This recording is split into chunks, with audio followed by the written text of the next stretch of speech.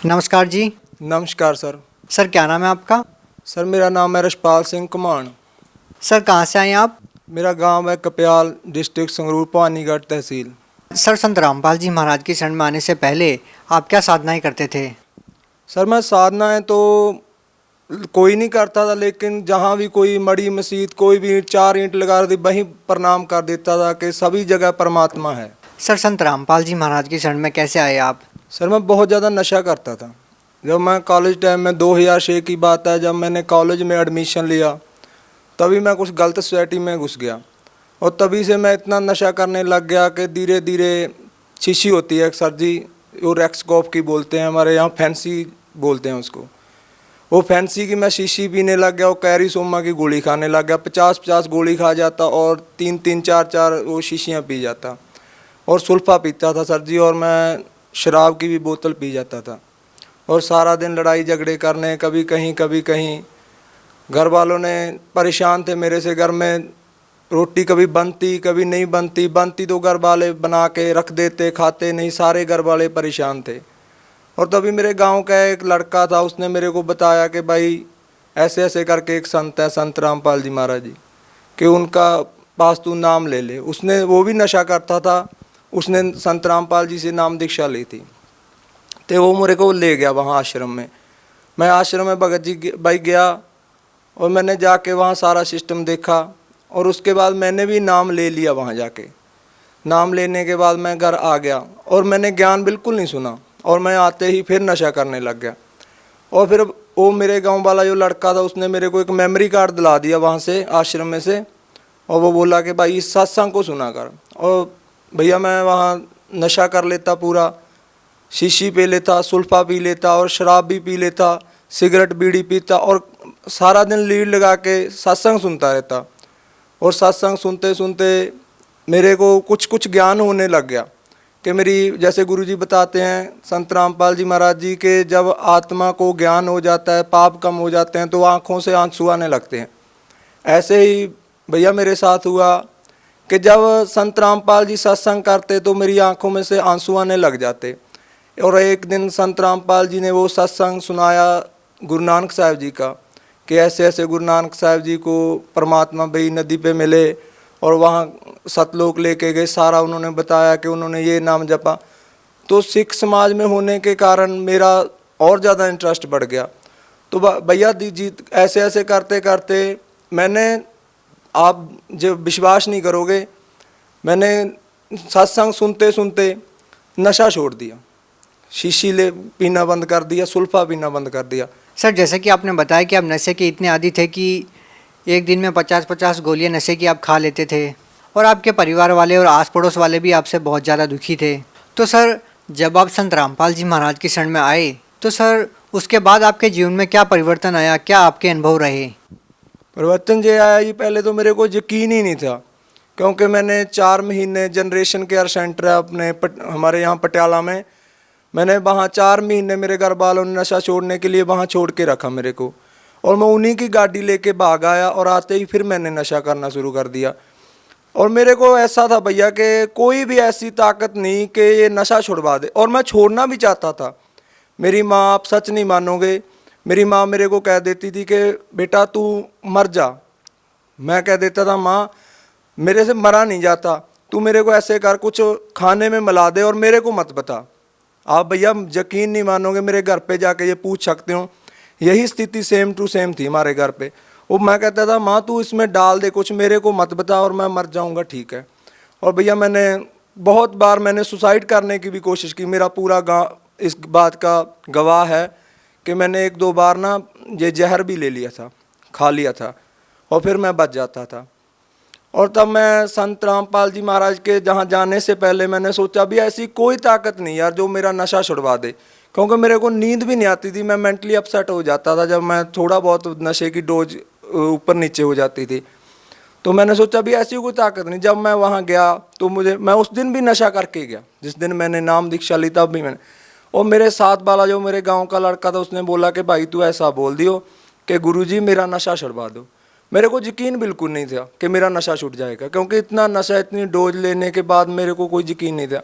और मैं गया, मैंने बोला गुरुजी ऐसे करके दास नशा करता है, आप मेरा नशा छुड़वा दो। गुरुजी बोले, सिर पे हाथ रखा कि बेटा ते आज के बाद तू नशा नहीं करेगा। और भैया जब संत रामपाल जी ने, महाराज जी ने मेरे सिर के ऊपर हाथ रख के कहा कि बेटा तू आज के बाद नशा नहीं करेगा, और भैया वो दिन है और आज का दिन है, मुझ को इतनी नफरत होगी नशे से कि नशा करना तो दूर, मैं किसी को ले आके भी नहीं देता। और जो गांव वाले, मेरी गली मोहल्ले के लोग थे जो मेरे से बात करना भी पसंद नहीं करते थे, और आज मेरे से वो हंस हंस के बोलते हैं कि भैया तू आदमी बंदा बन गया, तू हमारे गांव में कहते हैं कि ये बंदा बन गया, अब कहते हैं कि तू बंदा बन गया यार, पहले तू इंसान नहीं था, एक हैवान था। सर और क्या लाभ मिले आपको संत रामपाल जी महाराज से नाम दीक्षा लेने के बाद?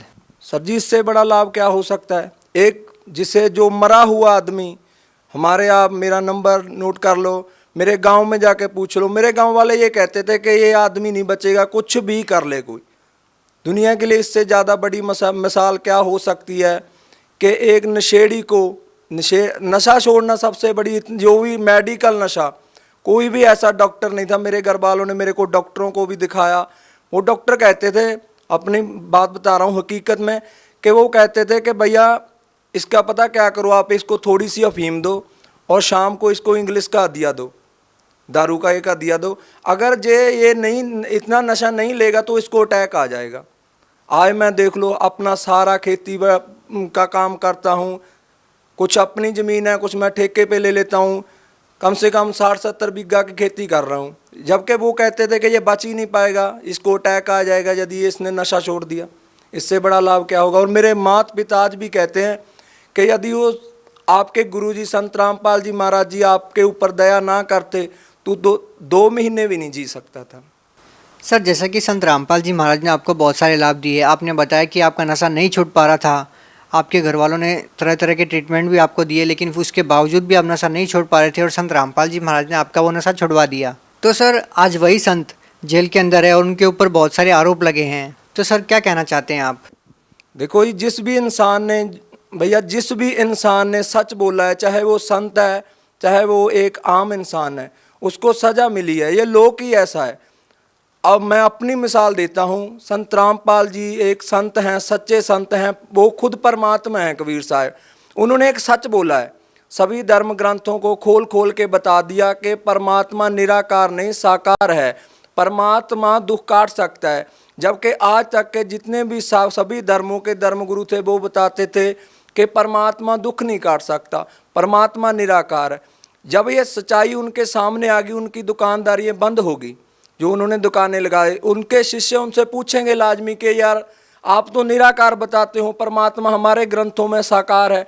इसीलिए उनके सामने सच्चाई आने से पहले ही उन्होंने इस सच्चाई को दबाना चाहा, लेकिन सच्चाई को कभी दबाया नहीं जा सकता।